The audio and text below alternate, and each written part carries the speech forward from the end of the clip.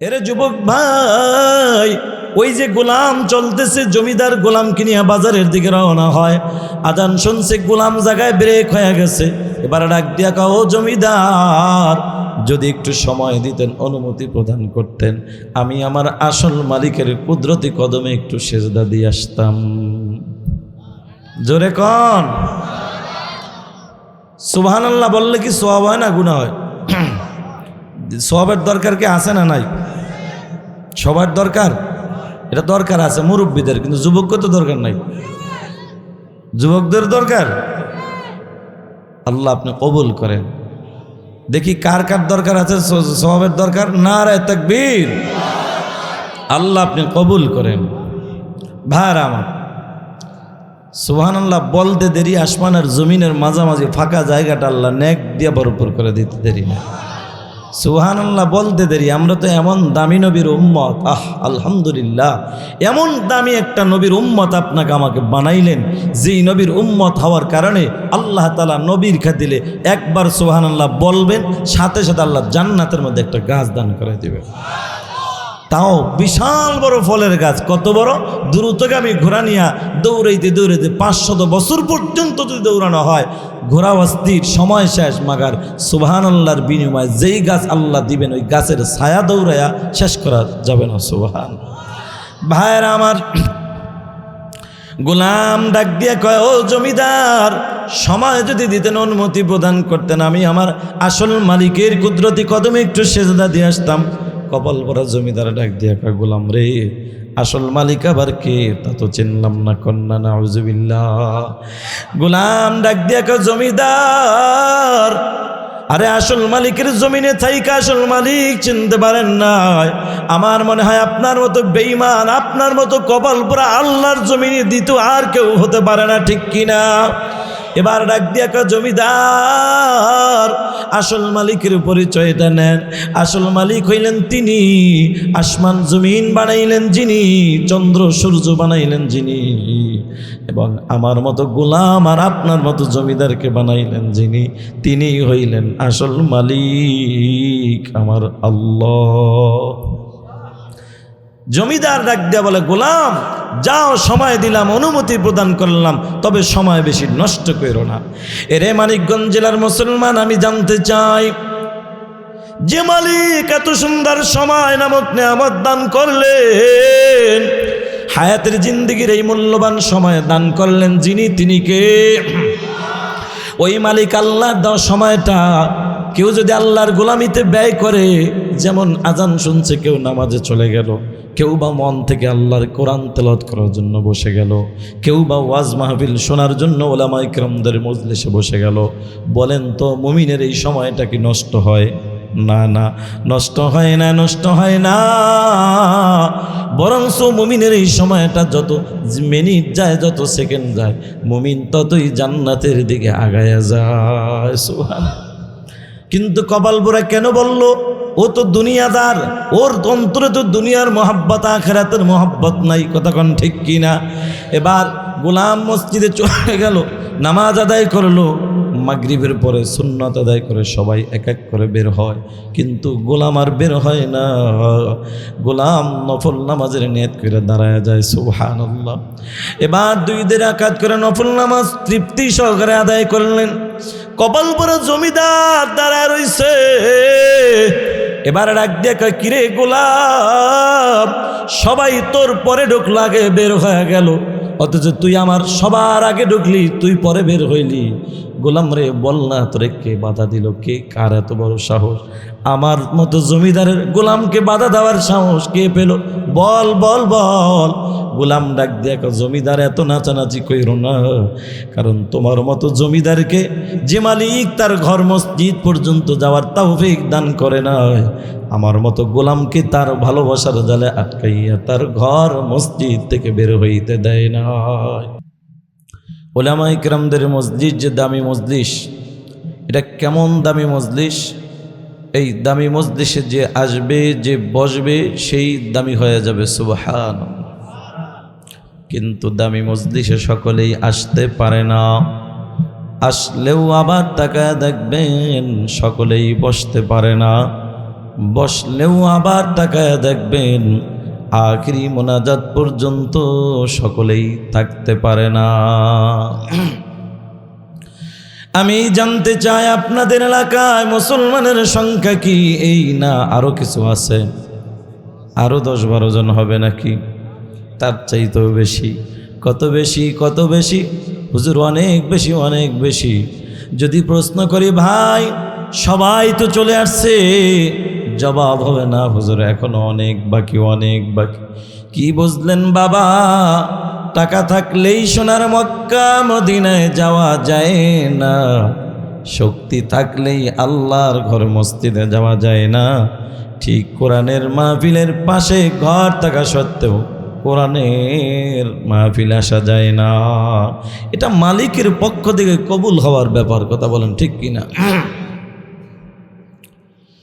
আল্লাহর ওলি কারি তৈয়ব সাহেব রহমতুল্লাহি আলাইহি খুতুবাতে হাকিমুল ইসলাম নামক কিতাবের মধ্যে ছোট্ট একটি ঘটনা বর্ণনা করেন। এক জমিদারের একটা গোলাম ছিল। গোলামকে নিয়ে ঘর থেকে বের হয়। কিছু দূর যাওয়ার পর হঠাৎ করে মসজিদ থেকে আজানের আওয়াজ শুরু হয়ে যায়। কিসের আওয়াজ? কার নামের আওয়াজ? আপনাদের কি মন খারাপ নাকি? রাগ করছেন? জবানটা দান করলেন কে? এরে মানিকগঞ্জের মুসলমান, একটু আওয়াজ দেয়া বলেন না, জবান দান করলেন কে? সে মালিক আল্লাহর দেওয়া জবানটা খুলিয়া আল্লাহকে ডাকতে ভালো লাগে না খারাপ লাগে? যদি ভালো লাগে মুসলমান আর একবার বলেন না, গোলাম চলতে যায় কার নামের আওয়াজ শুনছে? আল্লাহর নামের আওয়াজ শুনে গোলাম জায়গায় ব্রেক হয়ে গেছে। আল্লাহু আকবার। আল্লাহ পাক বলেন ইন্নামাল মুমিনুনা আল্লাযীনা ইযা যুকিরাল্লাহু ওয়াজিলাত কুলুবুহুম। সত্যিকার মুমিনের 1 নম্বর গুণ হলো মুমিন যখন আল্লাহর নামের আওয়াজ শুনবে সাথে সাথে দিলের মধ্যে একটা কম্পন সৃষ্টি হয়ে যাবে। সুবহানাল্লাহ। এই জন্যই তো দেখা যায় এরে মানিকগঞ্জের মুসলমান, আপনাদের পাশে যে বড় বাজার আছে, বাজার, এই বাজারের মধ্যে তাকায় দেখবেন আজান চলতেছে, নামাজও চলতেছে, বহু দোকানওয়ালা কোটি টাকার মালিক, বাজারের বড় ব্যবসায়িক ব্যবসাও চলতেছে। নামাজ পড়বে তো দূরের কথা, নামাজ যে পড়ার দরকার এই চিন্তাও বান্দার মাথায় নাই। আছে না নাই? আবার তাকায় দেখো ওই বাজারে ছোট্ট দোকানওয়ালা চা বিক্রি করে, পান বিক্রি করে, আল্লাহর বান্দা গরিব, আজান শুনছে, দোকানের ঝাপটা বন্ধ করে দিছে। রিক্সাওয়ালা ব্রেক হয়ে গেছে, আজানের পরে মসজিদে হাজির হয়ে গেছে। এরে মুসলমান, এই 2 জনের মধ্যে ব্যবধান কি জানো?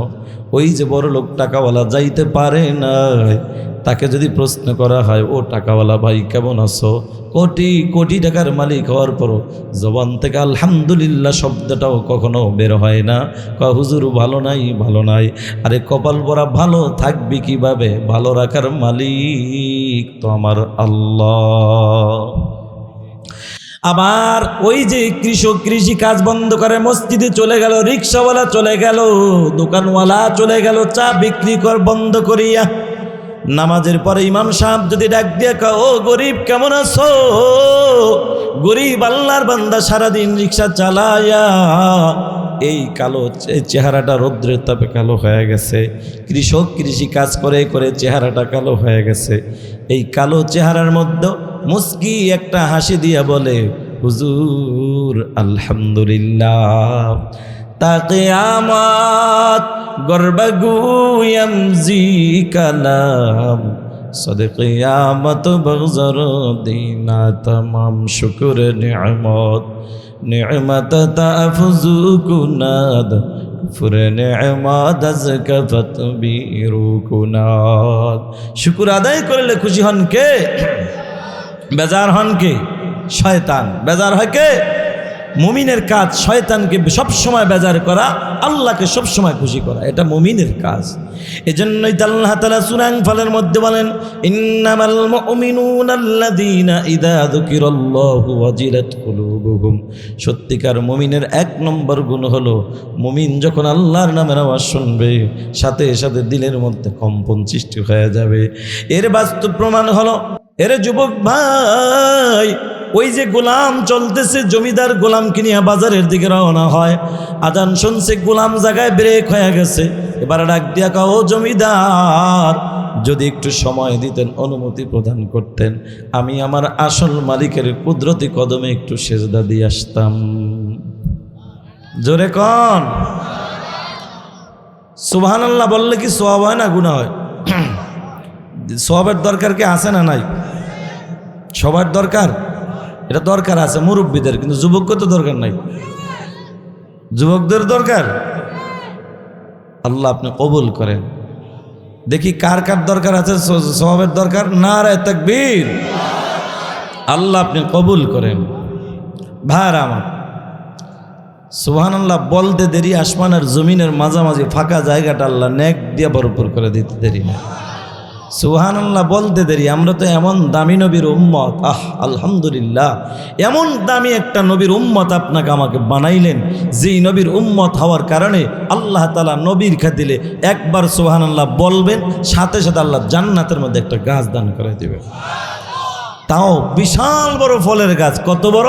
দ্রুতগামী ঘোড়া নিয়া দৌড়াইতে দৌড়াইতে 500 বছর পর্যন্ত যদি দৌড়ানো হয়, ঘোড়া অস্থির, সময় শেষ, মাগার সুবহানাল্লাহর বিনিময়ে যেই গাছ আল্লাহ দিবেন, ওই গাছের ছায়া দৌড়াইয়া শেষ করা যাবে না। সুবহান। ভাইরা আমার, গোলাম ডাক দিয়া কয়, ও জমিদার, সময় যদি দিতেন, অনুমতি প্রদান করতেন, আমি আমার আসল মালিকের কুদরতি কদমে একটু সেজদা দিয়ে আসতাম। কপাল ভরা জমিদার ডাক দিয়া কয়, গোলাম রে, আসল মালিক আবার কে তা তো চিনলাম না। কন্যা নাউজুবিল্লাহ। গোলাম ডাক দিয়া কয়, জমিদার, আরে আসল মালিকের জমিনে থাইকা আসল মালিক চিনতে পারেন না?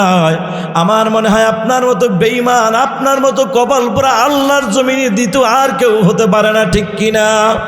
এবার ডাক দিয়া কয়, জমিদার, আসল মালিকের পরিচয়টা নেন। আসল মালিক হইলেন তিনি, আসমান জমিন বানাইলেন যিনি, চন্দ্র সূর্য বানাইলেন যিনি, এবং আমার মতো গোলাম আর আপনার মতো জমিদারকে বানাইলেন যিনি, তিনি হইলেন আসল মালিক, আমার আল্লাহ। জমিদার ডাক দিয়া বলে, গোলাম যাও, সময় দিলাম, অনুমতি প্রদান করলাম, তবে সময় বেশি নষ্ট করো না। এরে মানিকগঞ্জ জেলার মুসলমান, আমি জানতে চাই, যে মালিক এত সুন্দর সময় নামক নেয়ামত দান করলেন, হায়াতের জিন্দেগির এই মূল্যবান সময় দান করলেন যিনি, তিনি কে?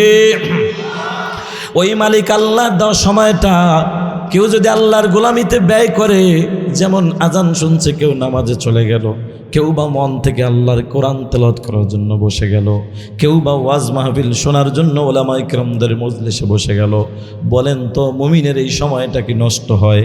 না না, নষ্ট হয় না, নষ্ট হয় না। বরঞ্চ মুমিনের এই সময়টা যত মিনিট যায়, যত সেকেন্ড যায়, মুমিন ততই জান্নাতের দিকে আগায়া যায়। সুবহানাল্লাহ। কিন্তু কপাল পোড়া কেন বলল? ও তো দুনিয়াদার, ওর অন্তরে তো দুনিয়ার মহাব্বত, আখিরাতের মহাব্বত নাই। কথা কোন ঠিক কিনা? এবার গোলাম মসজিদে চলে গেল, নামাজ আদায় করলো, মাগরিবের পরে সুন্নাত আদায় করে সবাই এক এক করে বের হয়, কিন্তু গোলাম আর বের হয় না। গোলাম নফল নামাজের নিয়ত করে দাঁড়ায় যায়। সুবহানাল্লাহ। এবার 2 রাকাত করে নফল নামাজ তৃপ্তি সহকারে আদায় করলেন। কপাল পোড়া জমিদার দাঁড়ায় রইছে। এবার ডাক দিয়ে কয়, কিরে গোলাম, সবাই তোর পরে ঢুকলো, আগে বের হয়ে গেল, অথচ তুই আমার সবার আগে ঢুকলি, তুই পরে বের হইলি। গোলাম রে, বল না, তোরে কে বাধা দিল? কে, কার এত বড় সাহস আমার মতো জমিদারের গোলামকে বাধা দেওয়ার সাহস কে পেল? বল বল বল।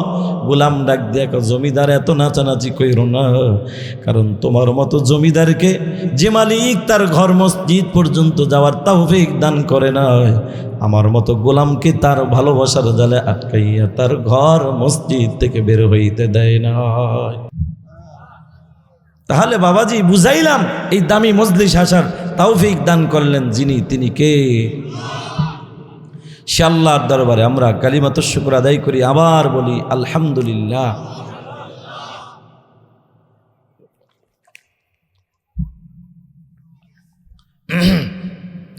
আমি আমার মূল আলোচনায় ঢোকার আগে জানতে চাই, আপনাদেরকে ওয়াজ শোনার মতো রুচি আছে, মনোযোগ আছে, ঘুম আসতেছে, সজাগ আছেন? জীবনে অনেক মিথ্যা কথা বলছেন, আমি জানি মানিকগঞ্জের মুসলমান অন্তত এই জান্নাতের বাগানে ডুইকা কখনো মিথ্যা কথা বলে না, কতক্ষণ ঠিক কিনা?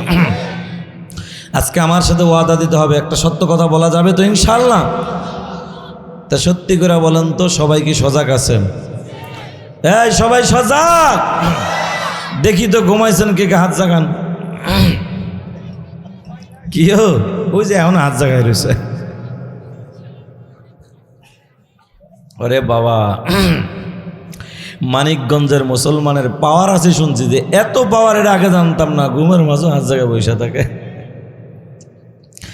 তবে যারা হাত জাগাইছেন অসুবিধা নাই। এরে ভাই, আপনার বাড়ি মানিকগঞ্জ জেলায়, আমার বাড়ি হলো বরিশাল জেলার মুলাদি থানায়। এরে নবীর উম্মত, একবার আর দুইবার নয়, শতবার হাত জায়গায় যদি বলেন ও বরিশালের হুজুর আমি ঘুমাইছি, কসম আল্লাহর বিশ্বাস হবে না। কারণ আমরা বরিশালের মানুষ ভালো করে জানি, ঘুমন্ত মানুষ কখনো হাত জাগাইতে পারে না, ঠিক কিনা? দিলাম পাশ করাই আমরা করে, একটা চা খাওয়াই দিয়ে। ভাইয়ার আমার, তাহলে আপনাদের মনোযোগ আছে নাকি? তাহলে এবার আমি আবার দেখতে চাই, সজাগ আছেন ঘুমন্ত ব্যক্তিরা? খবরদার আর হাত জাগাইবেন না, একবার জাগাইছেন। এবার সজাগ আছেন যারা, তারা হাত জাগাইবেন, সাথে সাথে একটা তাকবীর আওয়াজ হবে। দেখি তো সজাগ আছেন কে কে? নারায়ে তাকবীর। ও মুসলমান, হাত নামান। এ মানিকগঞ্জের মুসলমান, আমি জানতে চাই আপনাদের কি তাকবীর আওয়াজ দিতে ভয় লাগে নাকি? ভয় পাচ্ছেন নাকি? বিগত দিনে এমন দিন গিয়েছে মুসলমান নারায়ে তাকবীর আল্লাহু আকবারের স্লোগানটাও পর্যন্ত বাংলার জমিনে আমরা দিতে পারি না, কথা বলো ঠিক কিনা? স্বাধীন বাংলাদেশে মুসলমান এখন নারায়ে তাকবীর আল্লাহু আকবারের স্লোগান দিবে, এ বাংলার জমিনে বাধা দিবে তো দূরের কথা, দেওয়ার চিন্তাও কেউ করার সাহস পাবে না ইনশাআল্লাহ। এজন্য তাকবীর আওয়াজ আর একটু উঁচু করতে হবে, করা যাবে তো ইনশাআল্লাহ? কারণ মুসলমানের তাকবীর আওয়াজ যদি ধরে রাখা যায়, আল্লাহর কসমে বাংলার জমিনে কোনো নাস্তিক বেঈমান খুঁজে পাওয়া যাবে না, কথা বলেন ঠিক কি না? তাহলে আওয়াজকে একটু উঁচু করতে হবে, একটু গলাটা ক্লিয়ার করতে হবে, একটু কাশ দেন সবাই। এবার রেডি হন, দেখি তো সজাগ আছেন কে কে? নারায়ে তাকবীর। আল কোরআনের আলো। এবার এই যে একটা কথা ঘরে জ্বালাইবেন, শোনেন, এই ঘরে জ্বালাইতে জ্বালাইতে মুসলমানদের অবস্থা, বিশেষ করে বাংলাদেশের অবস্থা 12টা, কথা কোন ঠিক কিনা? কোরআনের আলোতে এমন আলো, এই আলো যেখানে যায় পুরা আলোকিত হয়ে যায়, কথা বলেন ঠিক কিনা? তবে আজ থেকে প্রতিজ্ঞা করতে হবে মানিকগঞ্জের মুসলমান, এই কোরআনের আলো শুধু ঘরে জ্বালাইলে হবে না, এখন থেকে প্রতিজ্ঞা করতে হবে কোরআনের আলো ঘরে বাইরে এমনকি সংসদ পর্যন্ত কোরআনের আলো জ্বালাইতে হবে, কথা বলেন ঠিক কিনা? দেখি তো আমার সাথে কে কে একমত? নারায়ে তাকবীর। আল্লাহ কবুল করুক, আমিন। রাগ করলেন? ভাইরা আমার, আমি আপনাদের মাঝে সূরা নাজিয়া থেকে আয়াতে কারিমা তেলাওয়াত করেছি। আল্লাহর হাবিব সাল্লাল্লাহু আলাইহি ওয়াসাল্লামের অসংখ্য হাদিস থেকে ছোট্ট একখানা হাদিস আপনাদের মাঝে পেশ করেছি। আমার তেলাওয়াতকৃত আয়াত ও হাদিসের উপরে ইখলাসের সাথে আমলের নিয়তে ধৈর্যের পরিচয় দিয়ে অল্প সময়ের মধ্যে কিছু কথা শ্রবণ করার তৌফিক আমার আল্লাহ দান করে, বলুন আমিন। আয়াতে কারিমা তেলাওয়াত করেছি, আল্লাহ তাআলা বলেন, ওয়া আম্মা মান খাফা মাকামা রাব্বিহ, আমি রবের সামনে দাঁড়ানোর ভয় নিয়া, ওয়া নাহান নাফসা আনিল হাওয়া, নিজের নফসটাকে যে পবিত্র রাখবা, মানে গুনাহমুক্ত রাখবা, এই আত্মাটাকে যে পবিত্র রাখবা, গুনাহমুক্ত রাখবা, আল্লাহ তাআলা বলেন ফাইন্নাল জান্নাতা হিয়াল মাওয়া, আল্লাহ বলেন নিশ্চয়ই তার ঠিকানা হলো মালিকের জান্নাত। সুবহানাল্লাহ। ওই মালিকের তৈরি জান্নাতে কারা কারা যেতে চাই? নারায়ে তাকবীর। আল্লাহ যারা হাত জাগাইছে সবাইকে জান্নাতের মেহমান বানায় দিন, আমিন। কিন্তু মানিকগঞ্জের মুসলমান, আমি জানতে চাই বাবাজি হাত জাগায় কি জান্নাতে যাওয়া যাবে? না না না না, শুধু হাত জাগায় জান্নাত পাওয়া যাবে না। জান্নাতে যদি যেতে চাও, জান্নাতে যাওয়ার জন্য কিছু কাজ করণীয় আছে না নাই? আল্লাহ তাআলা ওয়াদা করেছেন জান্নাত কাকে দিবেন? আত্মাটাকে পবিত্র নিয়ে মালিকের সামনে যিনি হাজির হবেন তাকেই দিবেন আল্লাহ জান্নাত। এখন গুনাহমুক্ত সুস্থ একটা আত্মা নিয়ে মালিকের সামনে হাজির হওয়া লাগবে। অসুস্থ আত্মা নিয়ে হাজির হইলে চলবে না, কারণ এই আত্মাটা তো এমন একটা জিনিস। এজ মুসলমান, আল্লাহর নবী বলেন আলা ইন্না ফিল জাসাদিল মুদগাতু ইদা সলিহাত সলুহাল জাসাদু ওয়া ইদা ফাসাদাত ফাসাদাল জাসাদু আলা ওয়াহিয়াল কলব। নবীজি বলেন প্রতিটা মানুষের শরীরের মধ্যে একটা গোস্তের টুকরা আছে। এই গোস্তের টুকরাটা যদি ভালো হয়ে যায়, পুরা মানুষটাই ভালো মানুষে পরিণত হয়ে যায়। সুবহানাল্লাহ। পুরা মানুষটাই ভালো মানুষে পরিণত হয়। গোস্তের টুকরাটার নাম হলো কলব। এই কলবটা যদি ভালো হয়ে যায়, পুরা মানুষটাই ভালো মানুষে পরিণত হয়ে যায়। এটা যদি অসুস্থ হয়ে যায়, তাহলে আপনার দেহটা দিন মসজিদে যাইতে পারবেন না, কোনো দিন আপনি রমজানে রোজা রাখতে পারবেন না, তারাবির নামাজ পড়তে পারবেন না আপনার, কারণ কলবটা অসুস্থ। আবার বাবাজি আপনি যদি শারীরিকভাবে অসুস্থ থাকেন, বিছানায় পড়ে থাকেন, কিন্তু আপনার কলবটা যদি পরিষ্কার থাকে, কলবটা যদি সুস্থ থাকে, কলব বলবে, মন বলবে হায় রে, আরে আজকে অসুস্থতার কারণে আমি মসজিদে যাইতে পারি না। আপনার মন চাইবে আপনি মসজিদে যায় মালিকের কুদরতি কদমে সেজদা দিবার।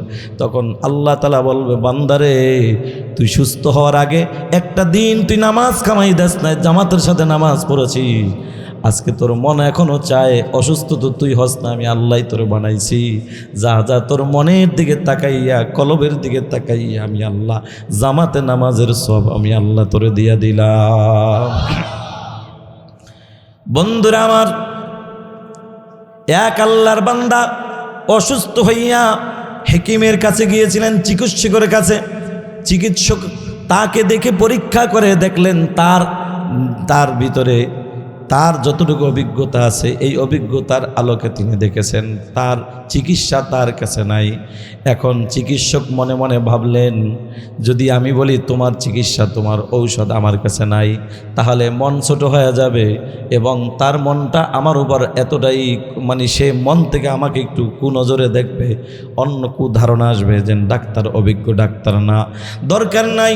এবার তিনি বুদ্ধি করে বললেন, যুবক তুমি যদি সুস্থ হতে চাও তাহলে তোমার জন্য একটা রাস্তা আছে, তুমি এই পৃথিবীতে খুঁজে বেড়াও, খুঁজে খুঁজে দেখো যে কোনো সুখী মানুষ পাও কিনা।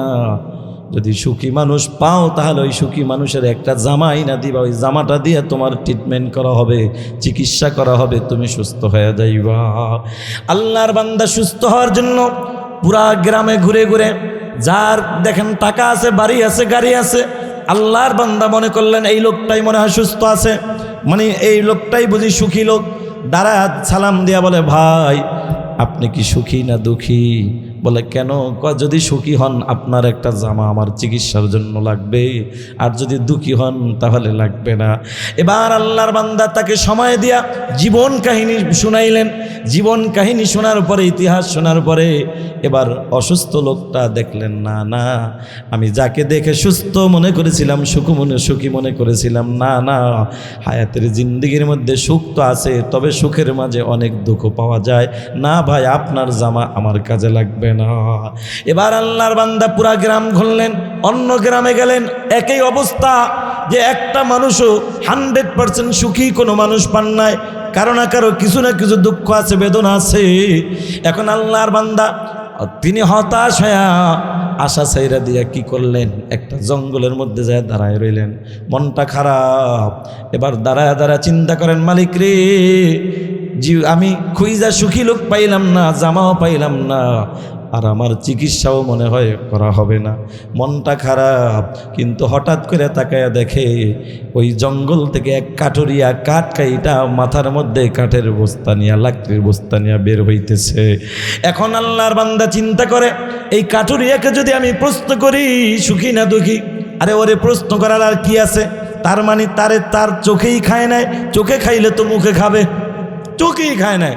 যেই লোকটার আর কি হয়তো কষ্ট করে, হ্যাঁ আবার কিসের সুখে আছে। কিন্তু বাবাজি তার চোখে খায় নাই, তার মনেও এরকম জিজ্ঞাসা করার কোনো চাহিদা আসে নাই। কিন্তু বন্ধু, লাকড়িওয়ালা কাঠুরিয়ালায় আল্লাহর বান্দা তার চেহারার দিকে তাকাইয়া কি যেন বুঝতে পেরেছেন। আল্লাহর বান্দা সামনে আইসা একটা সালাম দিলেন, আসসালামু আলাইকুম রাহমাতুল্লাহ। মুমিন একে অপরকে দেখলে সালাম দেওয়া, এটা আমার রাসূলের একটা সুন্নত, কোন ঠিক কিনা? আর এই সালাম দিলে মোহাব্বত বাড়ে, সালাম দিলে মনের কষ্ট দূর হয়ে যায়। ও নবীর উম্মত, এবার লাকড়িওয়ালা ওই কাঠুরিয়া আল্লাহর বান্দা সামনে আইসা সালাম দিয়ে বলে, ভাই রে, মনে কিছু কইরো না, তোমারে কেন জানি কোনো চিন্তিত পেরেশানি মনে হচ্ছে। আল্লাহু আকবার। এবার কাঠুরিয়া আল্লাহর বান্দা ডাক দিয়ে কয়, ভাই রে, কি চিন্তায় আছো? কাঠুরিয়াকে বলে, ভাই আমি তোমাকে বলবো, তোমাকে বলে লাভ কি? তুমি কি সমাধান দিতে পারবা? আরে আমি তোমার কাছে আমি কি চিন্তায় আছি এটা শোনার আগে তোমার কাছে জানতে চাই, তুমি কি সুখী না দুঃখী? আল্লাহু আকবার। কাঠুরিয়া আল্লাহর বান্দা যদিও সারাদিন কাঠ কাইটা মাথার মধ্যে লাকড়ির বোঝা নিয়ে দাঁড়ায় আছে, আল্লাহর বান্দা তারপর মুখে একটা হাসি দিয়া, মুস্কি একটা হাসি দিয়া জবান থেকে বের করে দিছে, ভাই রে আলহামদুলিল্লাহ, আল্লাহ পাক আমি কাঠুরিয়াকে অনেক ভালো রেখেছেন। সুবহানাল্লাহ। এবার আল্লাহর বান্দা অবাক হয়ে গেল, কি বলে এই লোকটা ভালো আছে? অথচ এর চাইতে দামি পোশাক পরা লোক জিজ্ঞেস করলাম, এর চাইতে দামি বাড়ি গাড়ি কত আল্লাহর বান্দাকে প্রশ্ন করলাম, তারা একবার আলহামদুলিল্লাহ বলে নাই। অথচ কাঠুরিয়া কাঠ কাইটারছে, এই বান্দা কয় আলহামদুলিল্লাহ। এবার আল্লাহর বান্দা ডাক দিয়ে কয়, ভাই রে বলো না তুমি কিভাবে সুখে আছো? কয়, ভাই কেমনে বুঝাবো তোমারে? আমার মনে হয় এই পৃথিবীর মধ্যে আল্লাহ তাআলা সবচেয়ে বেশি সুখে রেখেছেন আমাকে। আল্লাহওয়ালা যারা, বুজুর্গ যারা, এদের জবান থেকে কখনো দেখবেন আলহামদুলিল্লাহ ছাড়া অন্যটা কখনো বের হবে না। অসুস্থ একজন বুজুর্গ আল্লাহওয়ালার কাছে যাবেন, হযরত কেমন আছেন? আলহামদুলিল্লাহ। আলহামদুলিল্লাহ শব্দটা আসবে। আরে আল্লাহ তো এর চাইতে, আমার চাইতে মারাত্মক রোগী আল্লাহ রোগী বানায়, অসুস্থ বানায় আমার পাশের বেডের মধ্যে আল্লাহ শোয়া রাখছেন। আল্লাহ তো পারতেন ওরকমও বানাইতে, ওটা না বানায় আল্লাহ যে আমার এতটুকু সুস্থ রেখেছেন, আলহামদুলিল্লাহ। ভাইয়ারা আমার, এবার আল্লাহর বান্দা ওই অসুস্থ ব্যক্তি ডাক দিয়া, কাঠুরিয়া ব্যক্তিকে ডাক দিয়া কয়, কাঠুরিয়া ভাই চলো চলো আমি তোমার বাড়িতে যাব। কয়, আমার সুখের সাথে আর আমার বাড়ি যাওয়ার সাথে সম্পর্কটা কি সেটা আগে জানতে চাই। বলে, আমি বাড়ি যাইতে চাই, এই জন্য আমার সুস্থ ব্যক্তির, ভালো সুখী ব্যক্তির একটা কাপড় দরকার, জামা দরকার, এই জন্য বাড়িতে যাব। তোমার গায়ে তো জামা নাই, এজন্য তোমার বাড়িতে যাব একটা জামা আনার জন্য। এবার কাঠুরিয়া আল্লাহর বান্দা ডাক দিয়া কয়, ভাই রে মনে কিছু কইরো না, আমার গায়ে যেমন জামা নাই আমার বাড়িতেও তেমন আমার জামা নাই। বলে, কি বলো তুমি? তোমার একটা জামা নাই আবার তুমি সুখে আছো নাকি? আল্লাহর বান্দা ডাক দেখা, ভাই রে কেমনে তোমাকে আমি বুঝাবো? তুমি হয়তোবা জীবনে অনেক জামাওয়ালা, দামি জামাওয়ালা দেখেছো, দামি দামি পোশাক পরেছে, কিন্তু দেখবা তাদের উপরেরটা ভালো, কিন্তু মাগার ভিতরের যে শরীরটা, জামার ভিতরে যে একটা শরীর আছে, চামড়ার শরীরটাও ভালো না, ভিতরে যে একটা অন্তর আছে, অন্তরটাও শান্তি নাই, কোনোটাই ভালো নাই। কিন্তু আল্লাহ পাক আমার ভিতর বাহির, আমার পুরা শরীরটাই আল্লাহ আমাকে অনেক ভালো রেখেছেন। সুবহানাল্লাহ।